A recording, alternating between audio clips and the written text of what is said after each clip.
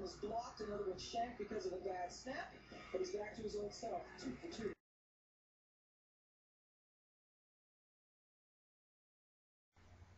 Welcome to BustnHeadsBoxing. We've been gone for a while. A lot of things have happened in the world of boxing, so we're gonna go over just the most important things that has happened in boxing. We're glad to be back.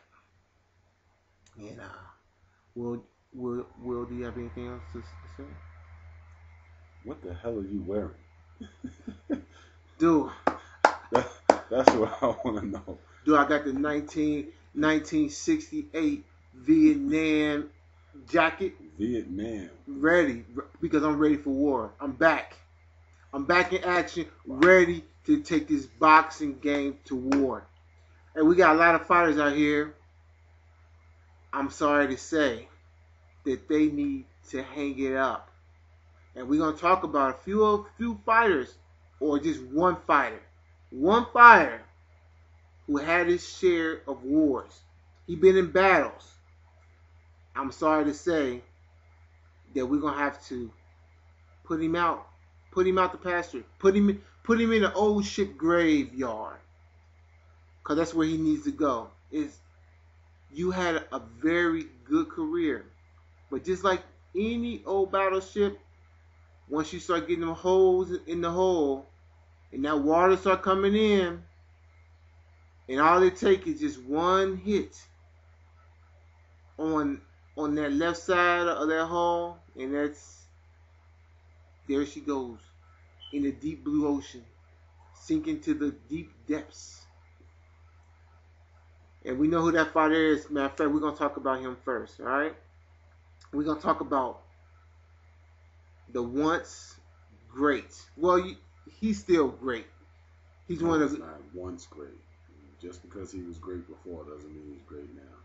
Well, he was one of the greatest fighters of our generation. And that is Roy Jones Jr.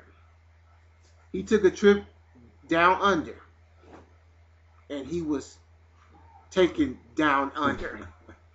Right? So, Will, you want to talk about that like a fight brief? And we got 1 minute, because that's how long that fight took. 1 minute. 1 minute. Just hang it up, Roy. I mean, everybody knows your head is vulnerable. What more can I say?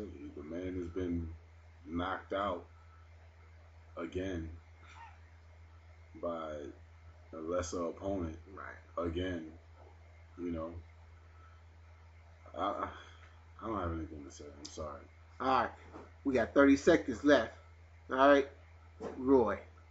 Man, I've been a fan for a long time. And it hurt me. Like I lost a family member, and when you got knocked out the first time by Tarver. The first one was bad. Dude, it took me 2 weeks to recover. I thought the first one was a practical joke.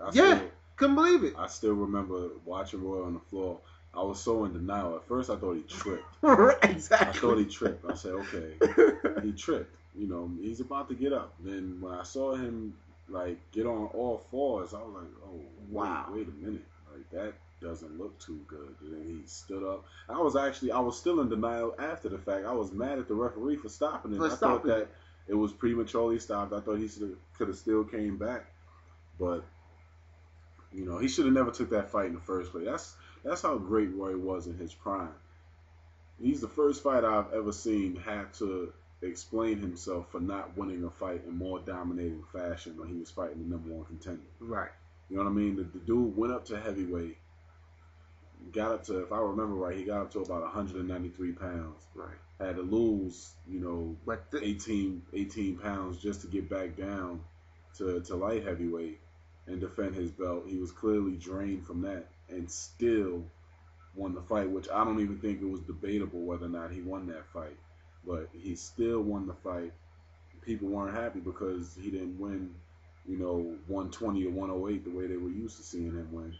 But, you know, it's water under the bridge now. I'll still remember Roy as a great fighter.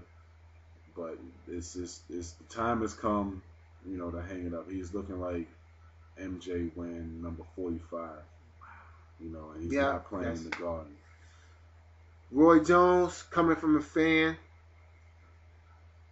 let's go ahead and wrap it up, man. Okay, let's go ahead and end his career because I really don't want you to start slurring speech and just becoming that fighter that you always said that you didn't want to become. Let's go ahead and wrap it up. Like, you've done a lot for the sport, but now it's once you start getting beat by guys like Green, it's really time to wrap it up. I bet he fights again too. Yeah, I hope not. Roy, if you're listening, just like we got Mayweather to come out of retirement, we need you to go into retirement. I'm predicting it now. Mayweather, Winky Wright, 2010. Mark my words. Mark my words. Man, I hope not, man. Mark my words. It's going to happen. Oh, man. It's going to happen. Watch. All right, Roy Jones, please go in retirement.